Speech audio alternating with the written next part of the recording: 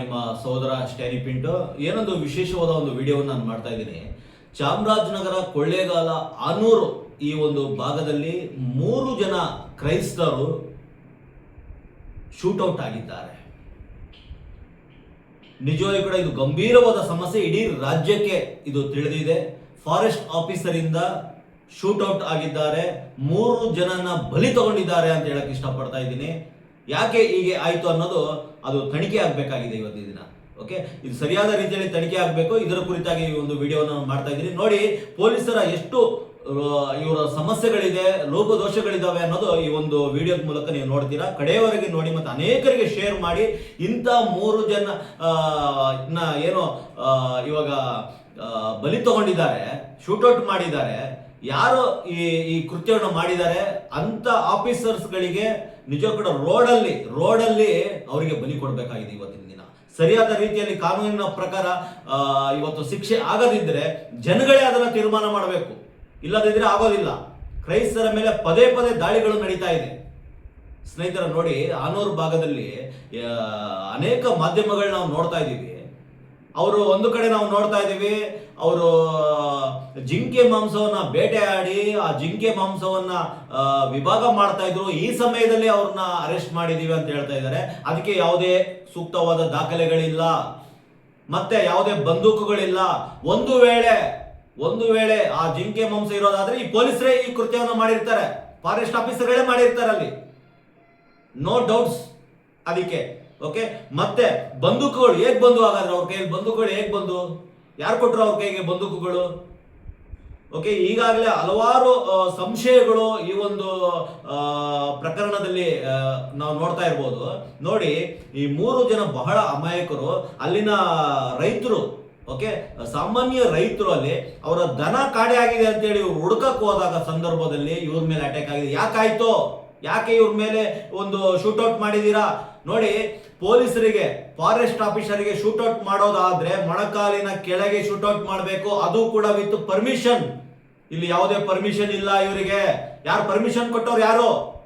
Without permission ಇವರು shoot ಮಾಡಿದ್ದಾರೆ. ಕತ್ತಿನ ಭಾಗದಲ್ಲಿ, ತಲೆ ಭಾಗದಲ್ಲಿ, ಎದೆ ಭಾಗದಲ್ಲಿ ಎಲ್ಲ ಶೂಟ್ ಮಾಡಿದ್ದಾರೆ. ಯಾರ್ರೀ? ಅವ್ರೇನ್ ಟೆರರಿಸ್ಟ್ಗಳೇನ್ರಿ? ಶೂಟೌಟ್ ಮಾಡಿದಾರೆ? ಟೆರರಿಸ್ಟ್ಗಳು ಅವರು. ಈ ದೇಶದ ಪ್ರಜೆ, ಈ ನಾಡಿನ ಪ್ರಜೆ, ಕರ್ನಾಟಕದ ಪ್ರಜೆಗಳು ಅವರು. ಒಂದು ವೇಳೆ ಇತ್ತಾದ್ರೆ ಕಾನೂನಿನ ಪ್ರಕಾರ ಶಿಕ್ಷೆ ಕೊಡಿಸಿ ಅವರಿಗೆ. ಶೂಟೌಟ್ ಮಾಡಕ್ಕೆ ಯಾರು ಅಧಿಕಾರ ಕೊಟ್ಟರು? ಅವ್ರ ಕುಟುಂಬಕ್ಕೆ ಯಾರು ಜವಾಬ್ದಾರಿ? ಇವತ್ತು ಆ ಕುಟುಂಬಕ್ಕೆ ನೇರವಾಗಿ ಪರಿಹಾರ ಕೊಡಬೇಕಾಗುತ್ತೆ. ಕೊಡಿ, ಸರ್ಕಾರದಿಂದ ನೇರವಾಗಿ ಪರಿಹಾರ ಕೊಡಿ. ನೋಡಿ, DK ಶಿವಕುಮಾರ್ ಅವರೇ, ನಿಮ್ಮ ಸರ್ಕಾರದ ಅವಧಿಯಲ್ಲಿ ಈ ಕೃತ್ಯ ನಡೆದಿದೆ, ದಯವಿಟ್ಟು ಪರಿಹಾರ ಕೊಡಬೇಕು. ಮತ್ತೆ ಮೇಲಾಗಿ ನಾನು ಕೇಳ್ಕೊಳ್ಳೋದು, ಅಲ್ಲಿನ ಅಧಿಕಾರಿಗಳು ಯಾರು ಮಾಡಿದ್ದಾರೆ ಸರಿಯಾದ ಶಿಕ್ಷೆ ಆಗ್ಬೇಕು. ಅವ್ರು ಯಾವುದೇ ಕಾರಣಕ್ಕೂ ಅವ್ರನ್ನ ಬಿಡಬಾರ್ದು. ಅಲ್ಲಿ ಬಹಳಷ್ಟು ಜನ ಇವತ್ತು ಪ್ರತಿಭಟನೆ ಮಾಡ್ತಾ ಇದ್ದೀರಾ. ಪ್ರತಿಭಟನೆ ಮಾಡೋರ ಮೇಲೆ ದೌರ್ಜನ್ಯ ಮಾಡ್ತಾ ಇರೋಂಥದ್ದನ್ನು ಕೂಡ ನಾವು ವಿಡಿಯೋದಲ್ಲಿ ನಾವು ನೋಡ್ತಾ ಇದ್ದೀವಿ. ದಯವಿಟ್ಟು ಇದು ನಡಿಬಾರ್ದು.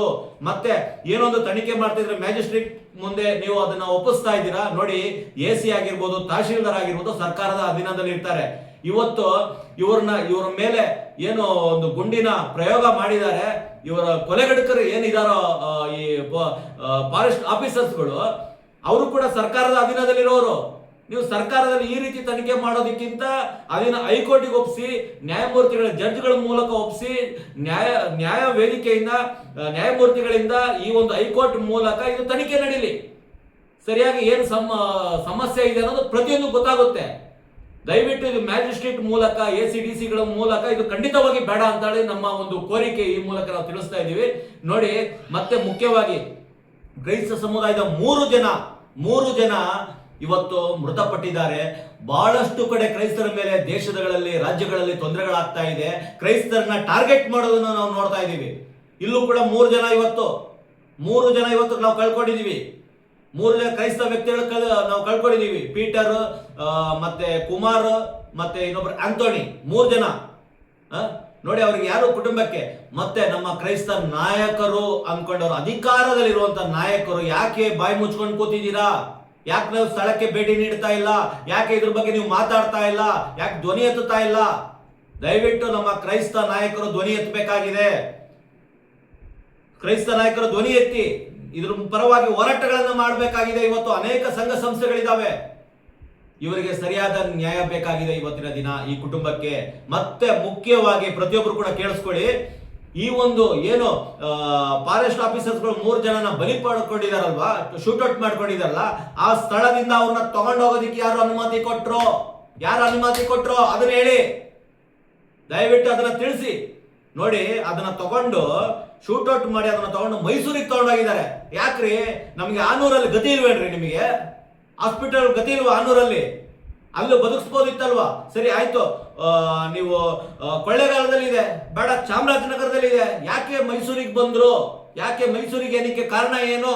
ದಯವಿಟ್ಟು ಇದು ಸೂಕ್ತ ರೀತಿಯಲ್ಲಿ ತನಿಖೆ ಆಗಬೇಕು. ಇದ್ರ ದೊಡ್ಡ ಕೈವಾಡ ಇದೆ, ಅದು ಏನು ಅನ್ನೋದು ಇಡೀ ಕರ್ನಾಟಕ ರಾಜ್ಯದ ಎಲ್ಲಾ ಜನತೆಗೂ ತಿಳಿಸ್ಬೇಕು. ದಯವಿಟ್ಟು ಎಚ್ಚೆತ್ಕೊಳ್ಬೇಕಾಗಿದೆ, ಎಲ್ಲ ಅಧಿಕಾರಿಗಳು ಎಚ್ಚೆತ್ಕೊಳ್ಬೇಕಾಗಿದೆ. ಇದನ್ನ ಹೈಕೋರ್ಟ್ ಮೂಲಕನೇ ಇದನ್ನ ಮಾಡಬೇಕಾಗಿದೆ, ಮ್ಯಾಜಿಸ್ಟ್ರೇಟ್ ಮೂಲಕ ದಯವಿಟ್ಟು ಬೇಡ. ಇದೆಲ್ಲ ಕೂಡ ಉಲ್ಟಾ ಮಾಡ್ತೀರಾ ನಾಳೆ ದಿನ. ಮತ್ತೆ ಏನ್ ಗಡುವು ತಗೊಂಡಿದ್ದೀರ 1 ವಾರ, ದಯವಿಟ್ಟು ಗಡುವು ತಗೊಳಕ್ ಹೋಗ್ಬೇಡಿ, ಆದಷ್ಟು ಬೇಗ ಮಾಡಿ.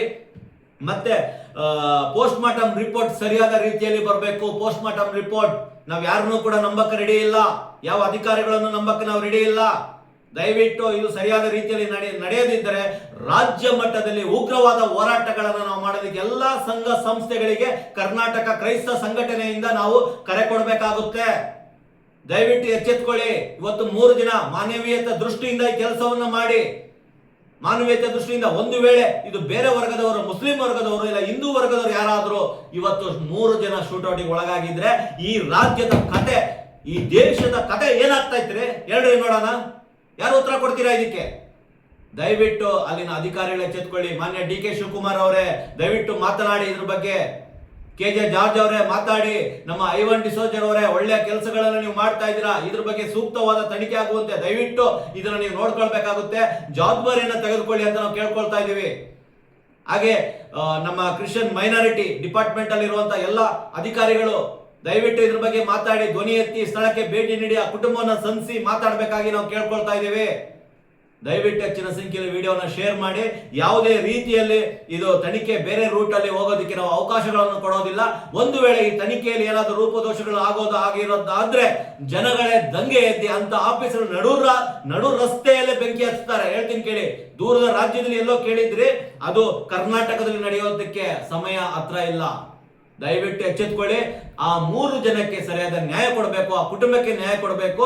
ದಯವಿಟ್ಟು ಒಳ್ಳೆ ಪರಿಹಾರ ಕೊಡಿ ಆ ಕುಟುಂಬಕ್ಕೆ ಸರಿಯಾದ ರೀತಿಯಲ್ಲಿ ಅಂತ ಹೇಳಕ್ಕೆ ಈ ವಿಡಿಯೋದ ಮೂಲಕ ನಾನು ಕೇಳ್ಕೊಳ್ತಾ ಇದ್ದೀನಿ.